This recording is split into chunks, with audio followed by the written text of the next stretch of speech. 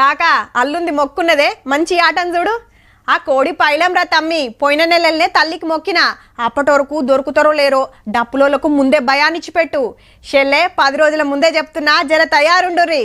How బోనాలకే పట్నంలో already ఆషాఢ బోనాలు నడుస్తున్నాయి. అటెన్కా ఊర్లలో చాలైతాయి. 2 నెలలు తెలంగాణ అంతటా డిల్లెం బల్లెం మోతలే. మన తాన్నే కాదుల్లో ఢిల్లీలో సుత బోనం ఎత్తిండ్రు మనోళ్ళు.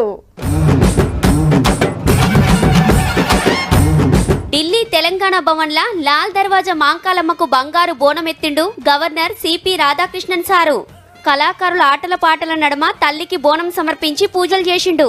దేవుడు ఒక్కడే, ఎవ్వరికి నచ్చినట్టు వాళ్ళు తీరొక్క రూపాలలో కొలుసుకుంటారు. బోనాల పండుగకొచ్చుడు మస్తు సంబరం అనిపిస్తుందన్నాడు sir. Our people believe in it. Kolkata Bonalu festival, that is the real secularism that has to be adopted. 2 రోజులు నడిచిన పండుగల ఫస్ట్ నాడు హర్యానా గవర్నర్ దత్తాత్రేయ సారు బోనం సమర్పించిండు తల్లికి.